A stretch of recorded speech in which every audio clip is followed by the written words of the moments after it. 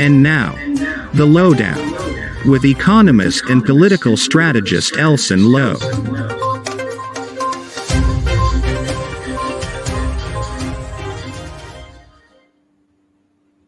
Good evening, good evening. Welcome to the Lowdown. My name is Elson Low, your host.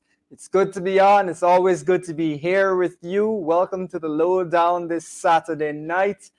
We always have fun here on the Lowdown on Saturday nights. We always say that you should start your Saturday on a high with Elson Low. So welcome to you. Folks, please share the link. Let's get everyone in here tonight. Let's get everyone in. Have a good time with us tonight. So share that link. Let's get everyone in. It's going to be another interesting show, folks. We've got Sue. We've got a conversation with the chairman of the PNCR. We're going to talk about Operation Car Wash. I don't know if you guys have ever heard of Operation Car Wash, but it's one of the largest corruption scandals in the world, and it took place right next door. So we're going to talk about that. It should be interesting. It should be entertaining. We hope to always give you guys a good time here on the Lowdown as we talk in an engaging and humorous way about issues that are really of national importance. So come on, share that link, folks. Share that link. Let's get everyone in. Let's start everyone's Saturday off on a high here with Elson Low. You're tuned in to the Lowdown. It's good to be back for another Saturday. We're excited to go. We're gonna have some fun. We're gonna have a laugh. We've got a couple of interesting topics. We're gonna talk about Sue. The man that has turned Diana upside down. We'll talk a bit about Sue. We're going to have comments from the chairman of the PNCR on the Sue-gate issue and some of his thoughts regarding that. And we're going to talk a bit about Operation Car Wash, which is the largest, as I mentioned, and corruption scandal that we've seen. So that's something that we're definitely going to lean right into. Folks, we've got a Nation Watch show right after this with Shanika Haynes and again with the chairman. Chairman's on double duty tonight, hardworking. And we want you to tune in for that. That's going to be from 8 to 9. So right after this program is done, tune in. Lots to talk about, of course, on my show. We're going to be talking a bit about Sue. I'm sure there's a lot of other issues the chairman will want to address. It's a difficult time right now in our country with the protests and with what happened at Monrepo there. So that's something that we need to have a proper conversation around. So stay tuned for Nation Watch from 8 to 9. Folks, tune in for that. Just stay right with us here on the Lowdown and then on Nation Watch with Shanika Haynes right after. So yeah, good night to everyone. Welcome to the Lowdown. We're excited to have you here. So we're just gonna lean into, we love to talk about our memes of the week. We love to talk about the events over the course of the week that have been entertaining or interesting. We love to talk as well about what we're seeing in the real estate market, which is itself a bit of a meme, isn't it? What we're going to actually chat about is some real estate prices that have come up. So we're going to talk a bit about that. But just to get the ball rolling, I don't know if you folks would have heard about the claim that was made regarding the losses from the Monrepo incident, where the claim was made that $3 million worth of Polari and Puri and egg ball was lost. That works out to something like 10,000 servings. Very interesting that was a claim that was made. That's been making the rounds all week long. People are saying that they need to start a Polari business because that's where the money is at, folks. Polari business, 100%. So some people are saying that egg ball and gold nuggets is one and the same thing. Some people are saying that they're going to take out a big loan to open a massive roti establishment just to get those dollars rolling in. So that was the claim that I think stunned many people. Of course, it could be that said vendor had 10,000 servings available to her. It could be that she's a supplier of the Guyanese army, and therefore she needs to have 10,000 servings of egg ball. It could be, viewers, we don't know. But it is something that came up this week that was very interesting, very interesting. So we'll see if any more news comes out regarding that. Folks, we've seen real estate prices through the roof, continue to go through the roof. And we want to just show you one or two examples of that tonight. So we've got a couple of them. If we can get the first one up, pretty interesting real estate prices. So we first of all got 2 bedrooms. That's the description. 2-bedroom top flat. It's not a full house. 2-bedroom top flat. It's in a gated community, however. It's on the East Bank, and it's $300,000 negotiable. I don't know if it can be negotiated down to 60,000, but that's what we've got. We've got 2 bedrooms, 300,000. That is 15. That's $150,000 per bedroom. $150,000 per bedroom, folks. We've seen the minimum wage finally be raised. Finally, from 44,000 to 60,000. That's a struggle that that we played a big part in. We hammered the government on that minimum wage issue, hammered them on it, and they finally, after about 6 months, finally implemented that new minimum wage. But that 60,000 can't get you an apartment where it's $150,000 per bedroom. So that apartment is just the rent is five times the minimum wage is that rent there. Unbelievable. If we look at the general recommendations for how much of your income should go towards rent, for you to reasonably afford a $300,000 apartment, you should be making about $900,000. So about a third of your money should be going towards your rental. That's a lot of money. So clearly there's some folks who are making $900,000 a month, folks. There's got to be some people making $900,000 a month in order to be able to afford these apartments. Wouldn't you like to be one of those people making that kind of a salary right here in Guyana? Wouldn't you? That's what the PNCR is really focused on, ensuring that people get the appropriate training so they can get these high-end oil and gas jobs, so they can get good paying jobs. We're not looking to only offer you a $40,000 viewers. We're looking for you to get a high-paying job and to have a sustained high salary. So somebody's making $900,000 a month. They'll be able to afford this place. So that's one. Let's jump across to the next one. Here we've got another one. We got a 2-bedroom here, 1,600 US. I'm imagining it's 1,600 US. I don't think it's 1,600 Ghana dollars. That's $320,000. If the price for that 2 bedrooms. So again, $160,000 a bedroom. Goodness me.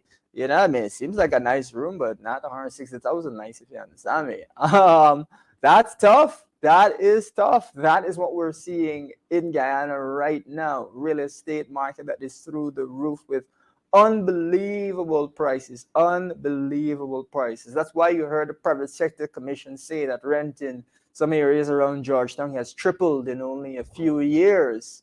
That's something else. Absolutely. And if the rent has tripled, that might mean that the property value has tripled, because you'd be 3 times less willing to sell your house. So the property value could be 3 times as high. Now, if you've got a $50 million house, all of a sudden you've got a $150 million house. That's something else. So that is something that's really, really concerning. I think if you don't have a house, then you can see how we're seeing massive inequality grow in this country, where folks who have property, folks who have assets are able to make huge amounts, and folks who don't have assets really struggle. That's what we're faced with in Guyana right now. It's very concerning. So that's why a lot needs to be done to fight inequality, to get the country, to make our society one where everyone benefits, where we're rising all together. Folks, I take this opportunity to remind you that the PUP has not listed combating inequality as one of their development priorities. So I guess they're comfortable with this, the idea that some people are going to make huge sums and other people are just going to be stuck with $60,000 salaries, or much less $40,000 salary, doing some part-time work. Very concerning. Let's switch across to the next house. We got one more here. This one's nice, very beautiful, nice fence. I saw recently one of the requirements for foreign folks to rent your place is that you have to have really nice fencing. I would never have thought about that, but I guess that's one thing that they're looking for. So here we've got 6,000 US a month, 6,000 US a month, $1.2 million a month. That's the rental, $1.2 million. Of course, this is I believe this is a 4-bedroom, so this is quite a few bedrooms. But let's suppose that someone and their family, that's a lot. That's a lot. So if you're able to afford a $1.2 million rental, that means you have to make $3.6 million a month. You have to be making $3.6 million a month. Wow. There's folks out here making $3.6 million a month.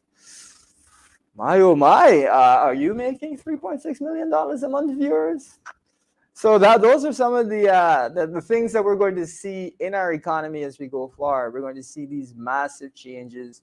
We're going to see this massive inequality, and we've got to make a deliberate decision as to how we're going to go about ensuring that everyone is able to benefit from the oil and gas economy. Not just those who are lucky, not just those who are connected, not just the friends and family. Of course, a certain person said, Sue is my friend. He gets all the support. We don't want only people who are friends to get support. We want Guyanese more broadly to get support. I think everyone would agree with that. And as a result, we can't have a society where some folks are out here easily renting a house for $1.2 million. And others are making $60,000 as their minimum wage. That's not going to be acceptable. So that is something that we have really taken to hand. You may recall our livable income proposals, where we're going to make sure that everyone is living above the poverty line, whether that means through reducing income tax on those on the lower end of the income scale, or topping up people's salaries to bring you up above a certain level. There's going to be a wide range of proposals that will really benefit you.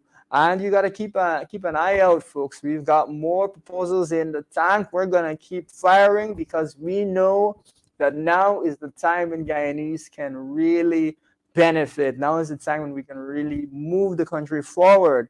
But it seems like some folks are hell-bent on thieving out that oil money, thieving out every last dime of that oil money, while at the same time not worrying too much about inequality. So that's what we've got for you in terms of the memes of the week.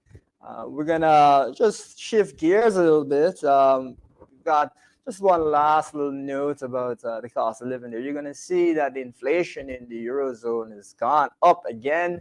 It's very high. It's 8.6%. You've now seen inflation in the United Kingdom at above 9%.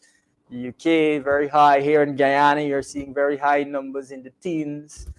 Especially when it comes to food inflation. This is incredibly disturbing, remains disturbing.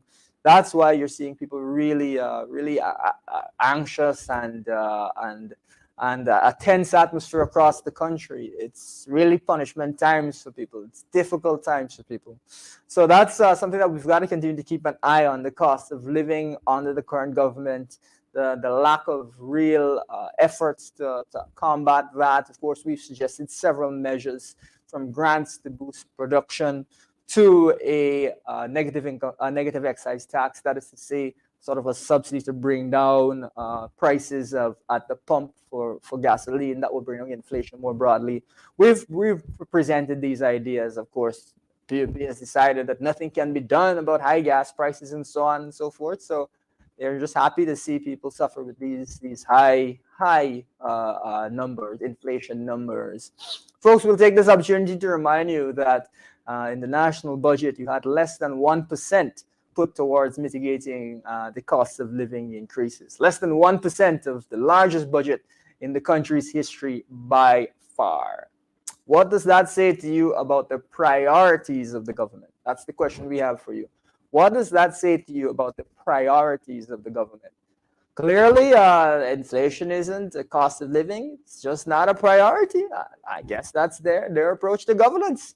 Folks, let's swing around a bit, and we're gonna talk a bit about Sue and Sue Gate now, which is a really interesting saga. For those of you who were not aware, I don't know how you could not be aware. Maybe you were in a vacation to Suriname for the last year, but Sue Gate concerns a Vice documentary which came out with allegations were made which need to be investigated against the Vice President by Jagdeo regarding the possibility that he takes bribes, takes a lot of bribes, bribes in cash. We don't know if it's $1,000 or $5,000 he likes, but that's the allegation. And that Mr. Su Zhirong is, well, this is what Mr. Su Zhirong is. It said that Mr. Su Zhirong said on, well, there's a recording of it, of him saying that he's involved in taking bribes for Jagdeo for various projects. In this case, it was regarding what was being discussed was a hotel.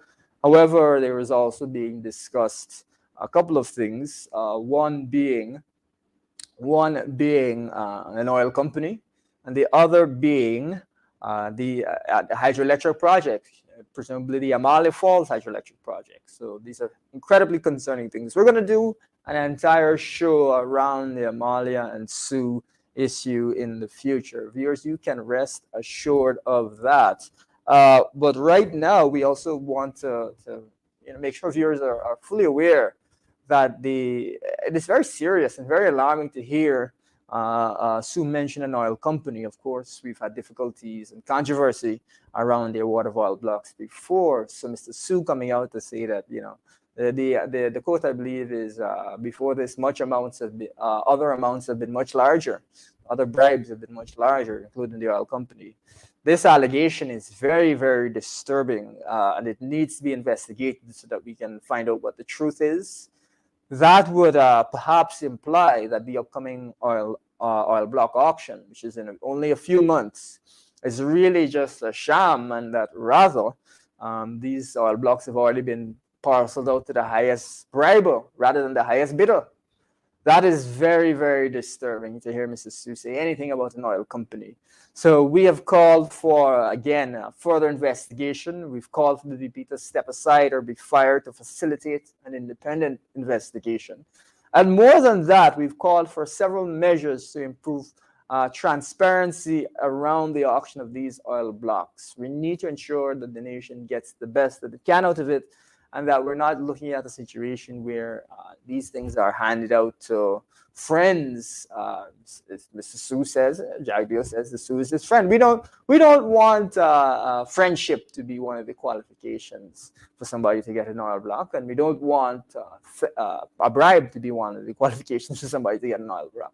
So we're calling for an investigation to find out what exactly is going on. We're calling for a freeze on those oil block auctions, so that we know exactly what the situation is. It's not acceptable for us to have those auctions go ahead in the current climate. That is the furthest thing from acceptability. Later on in the show, we're going to chat a bit about Operation Car Wash, which is a major corruption scandal, and we'll tie all of that back together. So we'll bring in the chairman of the PNCR in a minute or two, and we'll have that discussion. But we'll talk about Operation Car Wash after we've spoken with the chairman. But yes, these are very concerning developments. We're talking, folks, we're not talking about a road or some small project worth maybe a few $100 million Ghana dollars, even though that is an incredible amount. We are talking about potentially tens of billions of US for these oil blocks. And we're hearing come out of someone's mouth that, they've paid already for an oil company. They've paid a bribe. This is troubling. And folks, we would ask you this question. If we can't insulate our oil blocks from bribery and corruption, then can we insulate anything from bribery and corruption? This is literally, some of the most valuable real estate in the country. This is the oil blocks. This is where our our country's future in many ways is tied to the production of oil. Billions of US is on the line. And we're hearing people say that they've already paid bribes for oil companies. That's as disturbing as anything will get, really. It is utterly disturbing to hear something like that. And that is why we're calling for freezing of this auction, and we're calling for investigation and for greater measures of accountability. One thing that I also want to mention before we bring the chairman on is that we think it's important that we have a period of national consultation once the rules and the criteria around the auction are made public. Why do we believe that it's important that you have national consultation? We want every Guyanese to feel comfortable with what is going on in the oil industry. We want Guyanese to buy into what is going on in the oil industry. We want them to feel that their national assets, because it's not a government zone, it's not an oil company zone, it's yours, to feel comfortable that those assets are going to be used properly, that they're going to be shared out up in the proper way, rather than ending up in the pocket of a certain Mr. Sue. We want to ensure that we follow the right process here, because there's too much money on the line. Amalia Falls, the price tag for that was 700 million. Price tag for the gas ashore, is around 1 billion, but we'll see, it might increase. We're talking about tens of billions of dollars with these oil blocks. This can't fly, folks. This can't fly. On that note, we would like to bring in our chairman, if he's ready there, Mr. Sherwin Holder. I'm sure that he'll have some thoughts as to what's going on with Sioux Gate, as to whether we're going to allow this to continue as we see Guyana's oil blocks now up, soon to be up for auction. Mr. Chairman, let's see if we can get him on there. Hi, good night. How are you? If you go to unmute. Yes, good night. Good night, Elson, and good night to your viewers. Yeah, thank you for coming on. We've got a bit of a worrisome development. Sue talking about oil companies. Let me ask you this: how did you feel when you heard Sue say, "Oh, other amounts have been bigger," like with the oil company? Yes, thanks again, Elson. I was very alarmed, and the country needs to be, because this clearly shows us the way how business is done in this country in 2022, and I must say from the onset that that is not acceptable. That is not transparency, that is not accountability, that is not good governance. In fact, it's bad governance altogether. And the entire country should be worried because, our future lies now in the hands of the politicians and what they decide to do pretty much with our oil and our other resources. Not only oil, but oil is now playing a very, very important part in our economy. In fact, it's dominating the economy.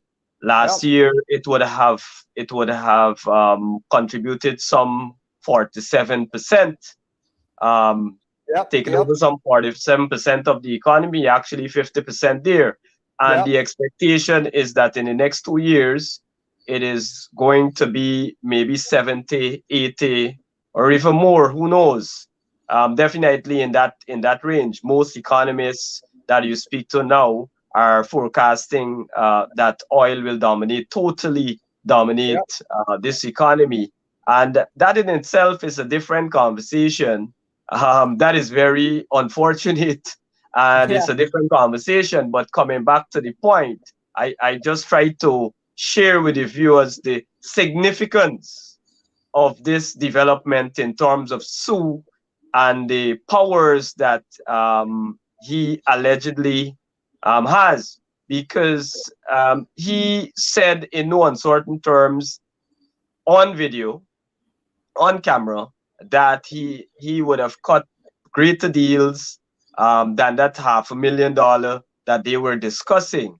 And in no uncertain terms, he mentioned oil blocks. Now, it would lead you to think, if this whole concept of auction is really a sham. Yep.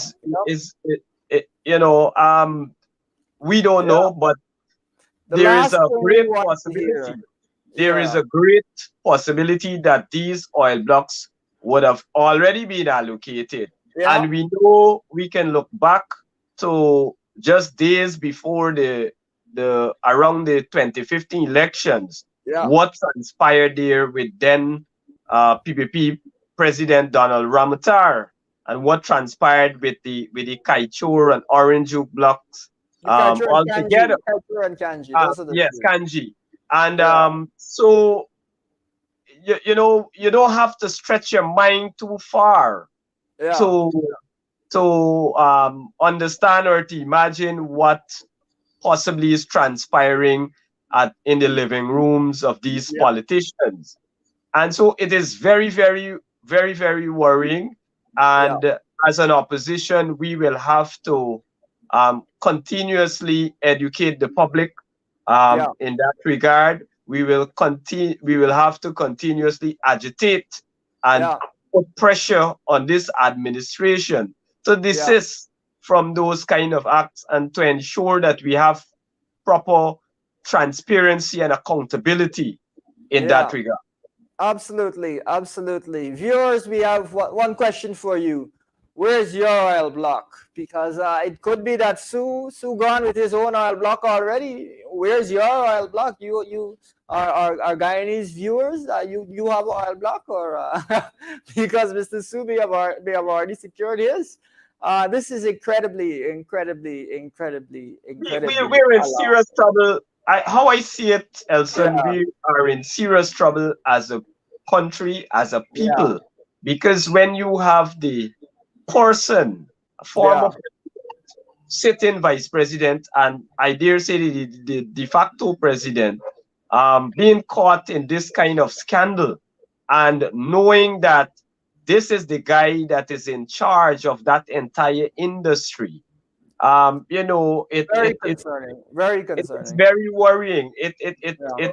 It is you know, I can say that a very bleak future is being a very dim, a very dull, clouded future is being forecast for Yeah, this country, and that is not acceptable. We cannot afford to have any government, whether yeah, it was APNU, AFC in power, or the PPP.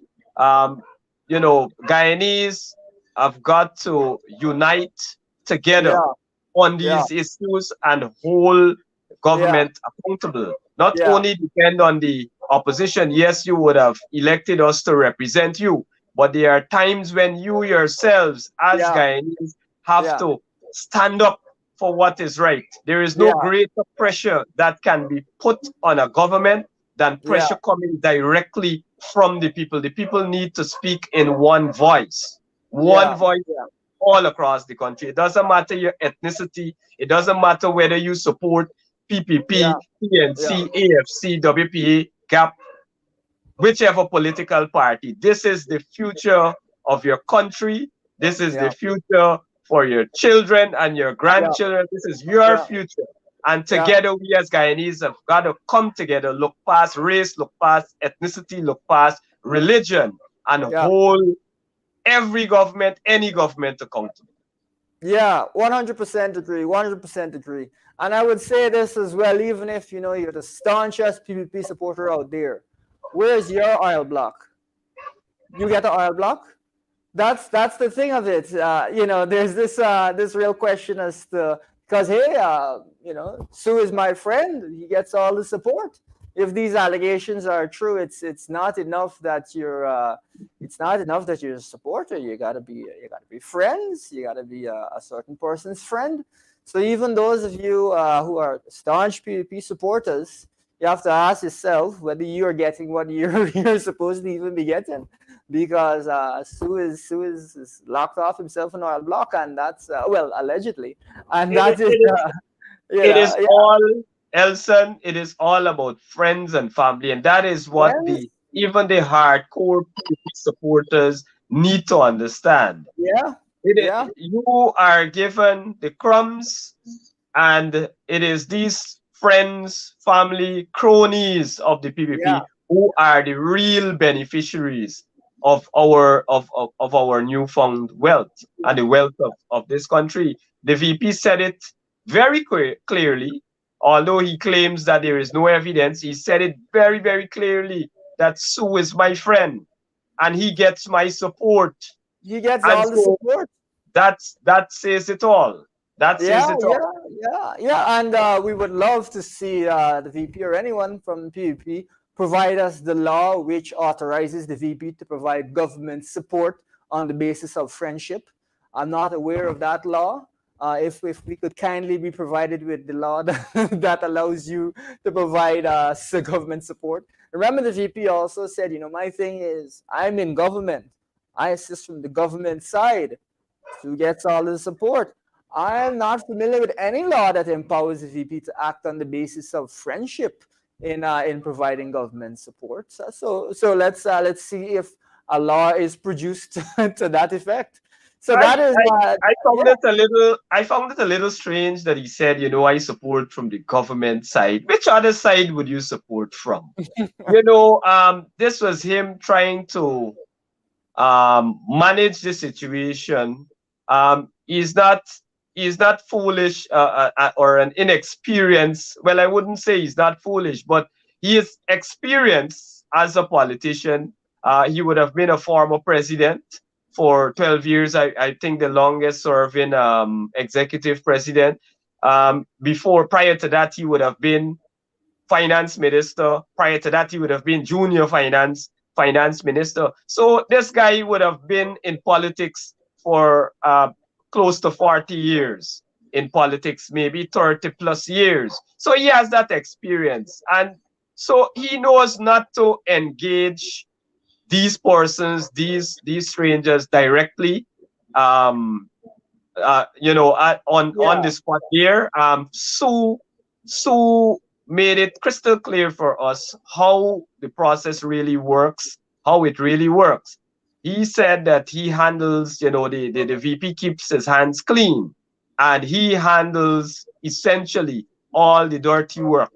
Essentially, Sue that is what he was saying. He Sue gets his makes some hands serious dirty and allegations. then he gets a commission, a consultancy fee from Yeah. the boss. So Yeah. and this would bring to mind, we would ask this question for how long these sorts of deals were carrying on.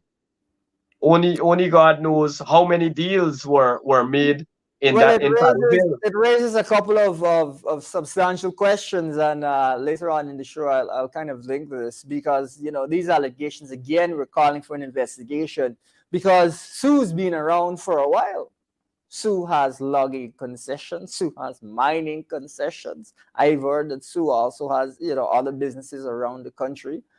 This raises the question as to whether other areas there have been bribes paid and these sorts of things. So we need investigations in those other areas as well. Sue also said that he's very close with all the different government officials, all the senior government officials. So he's not only very close, he also has concessions in forestry and mining. That's two different agencies right there. So the Yes, question then becomes, is it that Sue is also trying to say that those areas where he's paid bribes as well? This is why we need an investigation to untangle this. What happened in Brazil is that they started off with a simple investigation into a car wash. And before they know it, the whole government was was involved because everybody was, to some extent or the other, implicated in that investigation.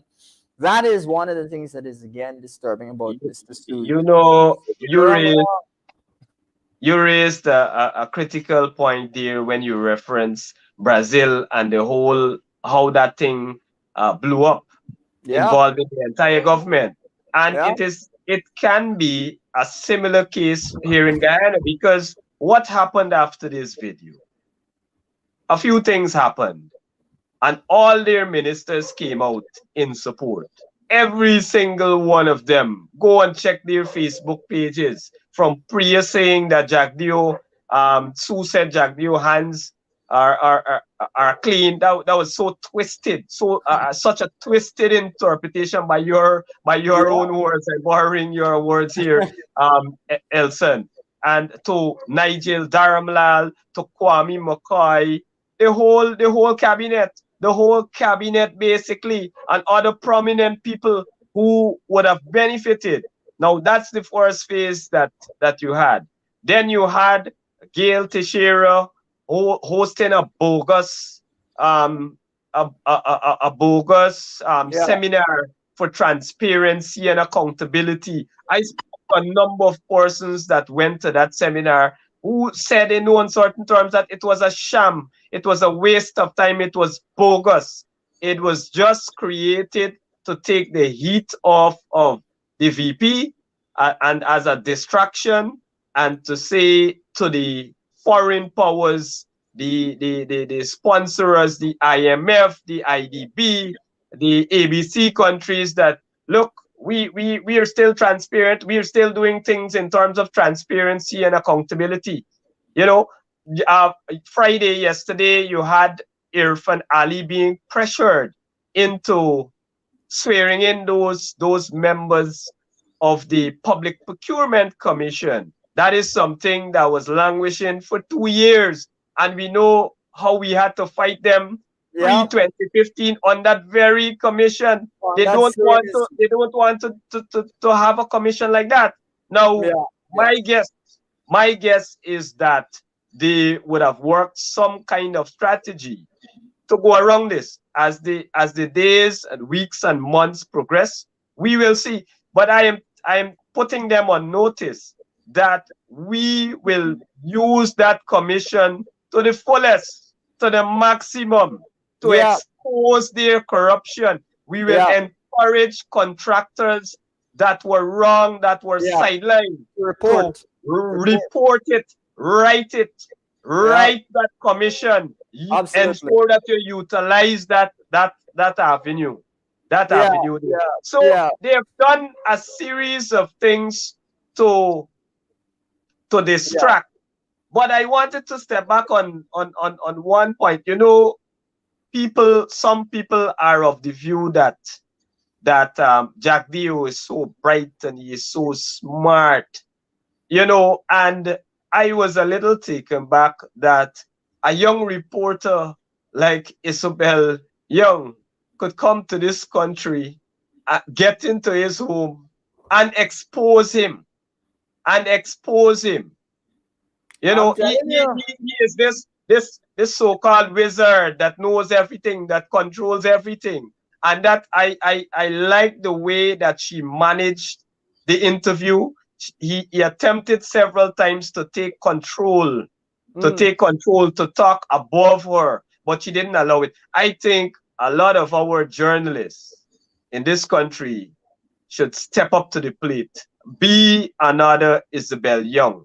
Let's hold this government accountable. You have a responsibility as journalists in this country. They have a responsibility, and it is time that they recognize that responsibility.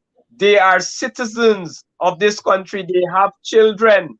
They have families. They have their homes here. And so they must put aside this partisan type of behavior and hold whichever party accountable. If you want to criticize the APNU AFC, go right ahead. Be my guest. But also ensure that you hold the government of the day accountable. They are the ones in power. And so you have to put those tough questions to them. You know, one of the things that happen in this country, they allow Jagdio to get away with anything and everything. He monologues for half an hour. If he has to answer a question, he dodges it and he talks for 15, 20 minutes and they don't follow up. They allow him to do his monologues and have his way. And that is the difference between our local journalist and a journalist of Isabel Young's standard. Yeah, absolutely. She did a very thorough job. She spoke, of course, to different contractors as well to corroborate what she was saying. It's not just Sue. There's another contractor in that video who says that it's the same thing. The consultancy fee is the bribe. That's the other thing that's said. And when she confronted Jagdeo, she was very direct, and she didn't allow him to slip off of the topic or anything to that effect. And I think to that end, she must definitely be applauded. Must definitely be applauded. So it is definitely a situation which I think has captured the national attention. And you mentioned something that I think is interesting. So let's suppose that these allegations are true. Yeah, as you indicated, people say that Jagdeo knows this, he knows that, but you mean to tell me that the person collecting your bribes, you had living next door to you, renting from you, man? I mean, were you It's were you obvious. in trouble? It, I mean, it's very it's very obvious to me, and this is my opinion. This and the opinion of many Guyanese, and these are questions the Guyanese, legitimate questions that they have. How is it that this guy that is dealing in these bribes is your tenant, and he's renting at Pradoville? Pradoville too is where he's renting. You and know, yeah, it's remarkable. It's it's remarkable. very I don't remarkable. know. I don't know. Someone You know, even mentioned this to me, and I'll get your take on it. Someone said this to me. Sue's been here a long time. Sue has all of these mining claims, this, that. Sue presumably has been able to accumulate some wealth. How come Sue doesn't have his own house? How come Sue has to rent from Jagbio? that's $1 million question. Right? That Why right there why is is Sue a living million next to dollar Jagbio in a question. rented house? Why doesn't Sue You have his know, own house if he's this big wealthy person? You know? I think the Jack Dio and the PPP think that the Guyanese people are stupid. Yeah, and you could see it, that belief manifesting itself in other areas. When they tell you about Gaisuku, for example, look at the state of Gaisuku, look at the Bank of Guyana report, which says 47% below target.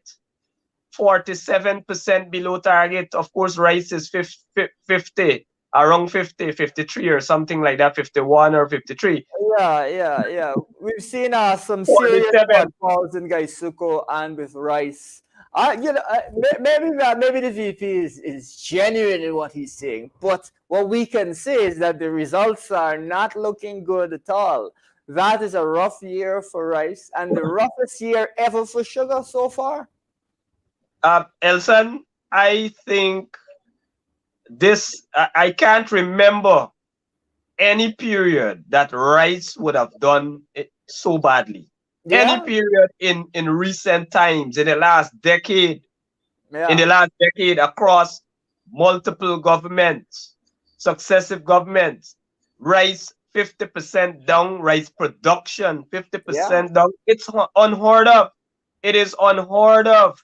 yeah, And you know, just in February, the Minister of Finance said to the nation that, you know, the economy is booming and everything, you know, the non-oil economy is so yeah, resilient, yeah, and it can withstand shocks and all sorts of nonsense. And when here comes the Bank of Guyana report, and yeah. it paints a totally A totally different different picture. picture. A totally I different thought picture. it Yeah, speaks of the volume of yeah, mismanagement, of yeah, incompetence. And you yeah, know what? They are now looking for scapegoats to blame. yeah, They yeah, have they would have blamed the flooding as one of the things. The flooding as one of the reasons. But if you go back to the propaganda papers, the Guyana Times, and you look at what they would have been saying and what the PVP, the minister would have been saying, and the CEO for Gaisuku, they would mm, have been saying that Gaisuku is progressing well. Although you had these floods and they had new excavators coming in, so they try to justify additional expenditure, yeah, spending tens and hundreds of millions of dollars into this field, pumping it into this field industry. And then yeah, at the end of it, the Bank of Guyana comes and give you the reality that, look, yeah, this industry, it's it's not producing. In fact, it's actually 50% behind production. And another thing that caught me from the report is that while they say they try to pin it on the high flood estate, and that is a separate conversation, that a machine could break down for so many months and no grinding. But while they try to blame it on that, that facility was supposed to handle 25%, only 25% of the production. But you're saying that almost 50% you're back. So it cannot be, the blame cannot be placed on something breaking down at high flood. It's it is bigger than that. It is bigger than that. You know, they had these things posting that sugar is sweet again and all these type of things. Elson, I know you wanna move on in the conversation. So let's keep the ball rolling. They were trying to sell Guyanese this idea that sugar is on a turnaround path. It will be profitable shortly. Sweet again. They have cut the production target by about 30%. So they reduced the production target. And that reduced target, they haven't even met that. They're way below that reduced target. Another important thing, I'm glad you mentioned that they reduced the target. Not only did they reduce the target, I am certain that if you go and check the books of Gaisuku, they've increased the amount of cash they would have been putting into that organization. So you reduce the production target. You don't reduce staff. You don't reduce the amount of monies that you put in. In fact, you're putting more to make less, and you're still not making that designated less, that targeted less, that 30% less that you would have forecast. You're actually 50% below that. Way below so that. It is a real crisis. It's a real crisis in this country. You know, unbelievable levels in the Apno FC, we would have pushed to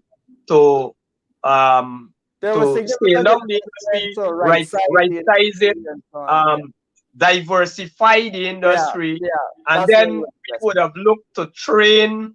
You have this oil and gas industry, Elson, and there are a lot of jobs, a lot of skill sets that are not available in Guyana. One would have thought that you would have been developing these institutions to train Guyanese in things like underwater welding and that kind of skill set that you don't find in the streets of Guyana. And so that persons could access those jobs. There are thousands of jobs there. But if we're not trained, if we're not adequately trained, if we don't have this skill set, if the university is not ready to train persons in those areas. We're in 2022. We found oil. How many years now? We start producing oil. A couple of years now. We should have been ahead of the game by now. Yes, absolutely, and that's the thing. If you we estimate that it may be over 150,000 jobs that will be created in the economy. The oil sector, if you just look at Exxon and a few of those oil companies, will be probably 30,000 people over the course of a 10-year, 15-year period. That's a lot of people. Now, Gaisuku is where you have a large workforce. It's easy to restructure, to retrain, to refocus a lot of that. As I've mentioned before, if it were up to me, I would rename Gaisuku the Guyana Oil and Gas Training Center and refocus things, because that's where the emphasis needs to be. I know a lot of skilled persons came from Gaisuku machine shops. And so when I was at university training to become an engineer, you had a number and a large amount of apprentices that would have come from Gaisuku training, and they had skills. They had the ability at the university level. It was able to, those skills that they would have acquired there afforded them that opportunity to push, even faster than many of us who came right out of secondary school. Experience and so on. Very useful. Excuse me. Any future Apno, AFC, any future government that the PNC is a part of will push for jobs, will ensure that our youths become employed. We make these skill sets available. We provide these training so that they can access these jobs. That will be one of our focus. That is my commitment to the people of this country and the youths, more so the youths of this country. That will be a primary focus for any government that the PNC is a part of. We will target those youths and target those jobs.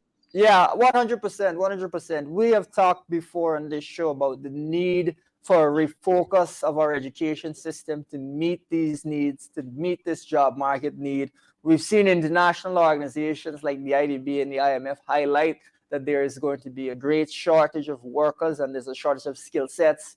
We've seen these oil companies bring in lots of foreign folks, and they're going to continue to bring them in as long as we don't have people to fill those posts. It would be a real shame if Guyanese were not trained to be given the opportunity to get these high-paying oil and gas jobs. On the other hand, you're seeing a $40,000 temporary job. $40,000 can help anybody in this economy with this cost of living, whereas there's a tremendous need for people in the workforce. This is just classic poor planning by the PUP. Classic lack of any kind of direction or assessment of the needs of the country by them. And so, ordinary people are not getting a chance to move their lives forward. I agree with you totally. I think that, they prior to 2020, they made these lavish promises, 50,000 jobs. And now they are in government. After 2 years, they are unable to provide any amount of jobs. In fact, what they did, they fired quite a number of. Yeah, they fired quite a lot of people. I had to do something on my screen. They fired quite a number of persons. Yeah. And when I look back at the records, for example, in GWI, they would have been saying that there are too many staff, and they can't afford it, and that type of thing. Fast forward to 2022,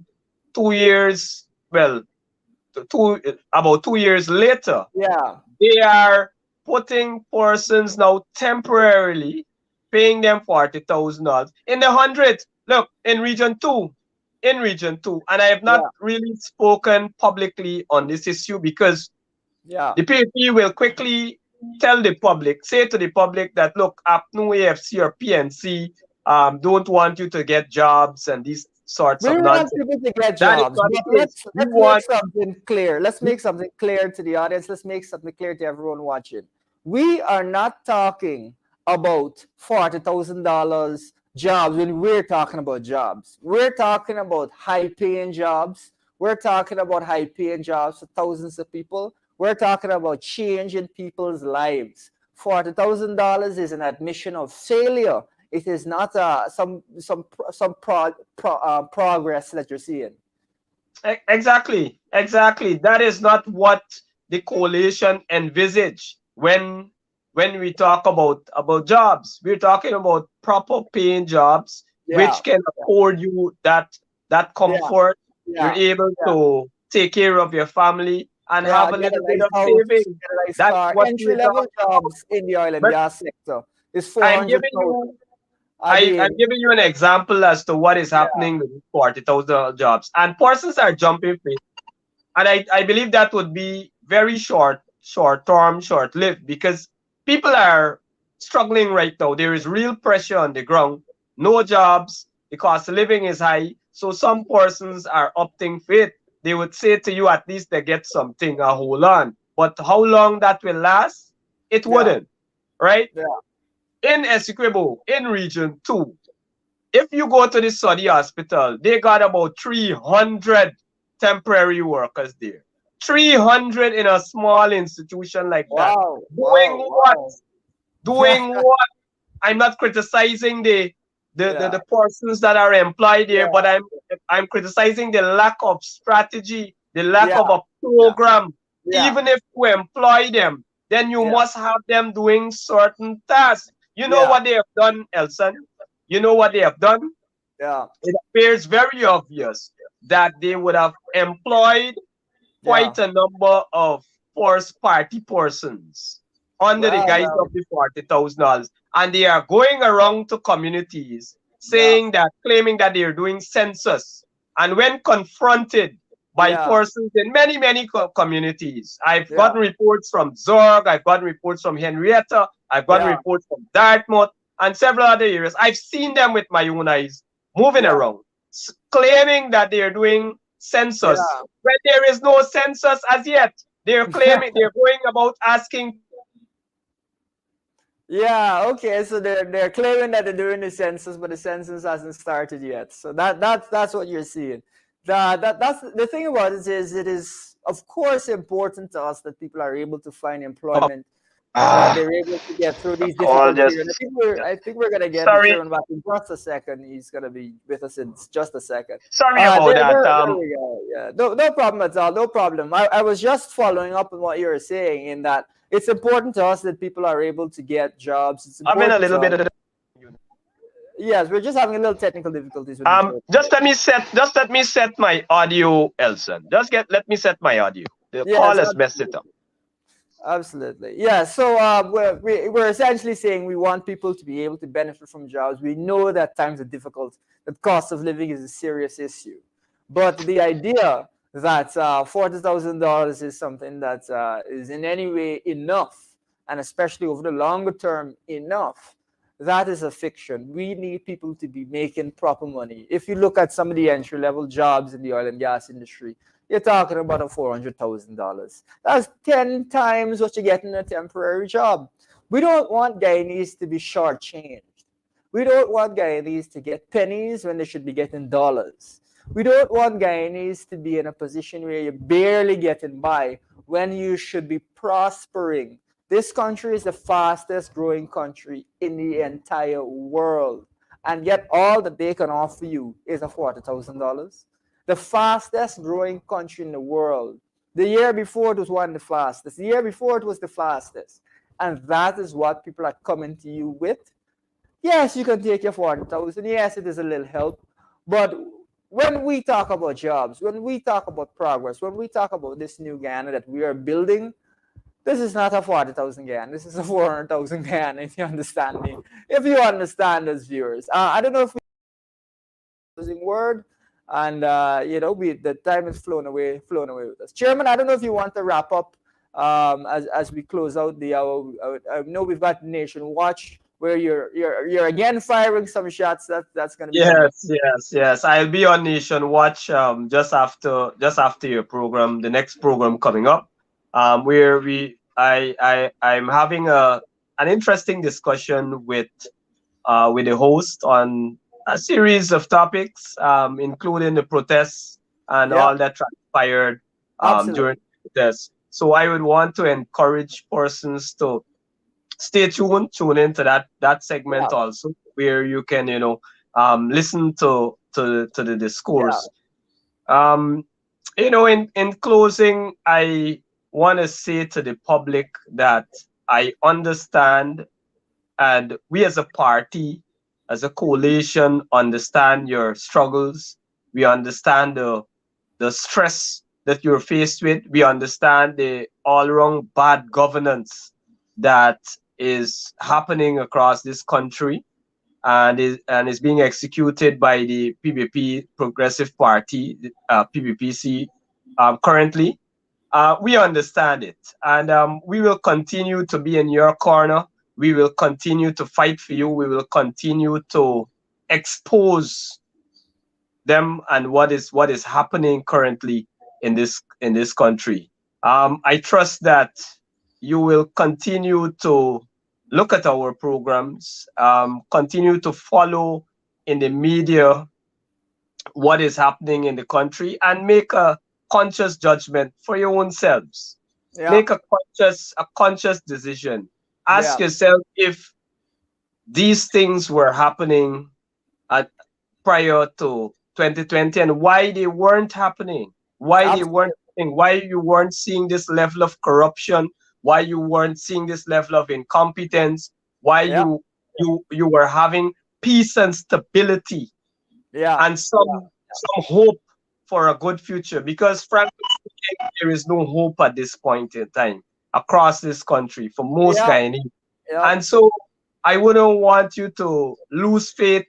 Know that the APNO AFC is a formidable force, and we will continue to fight for you. And the expectation is that whenever those elections are called again, you will make that right choice and get us back into government so that we can continue to serve you in the best possible way. Absolutely, absolutely. Well, thank you for coming on, Chairman. The hour passed quite quickly. I hope the next hour passes just as quickly. Viewers, tune in to Nation Watch for the next hour. The Chairman will be back for another hour there. He's firing on all cylinders tonight, viewers. So thanks again, Sherwin, and it's good always to have you on. Yes, thanks, Elson, and thanks to your viewers. So that was the chairman of the PNCR, Sherwin Holder, young and energetic. He's on just shortly for the next hour's program. Viewers, thank you very much for tuning in to the Lowdown. We actually didn't get to cover everything, so we'll roll it over to another show. But we'll leave you with this last thought, viewers. Where is your oil block? Viewers, we've got an oil block auction coming up. We need to see transparency. We need to see a proper auction, because it would be a real shame for people to be able to get their hands on oil blocks, whereas you viewers, you coalition supporters, you neutral people, even you PPP supporters can't get close to it. On that note, thank you for tuning in. And we'll catch you on Tuesday for the next round of the Lowdown.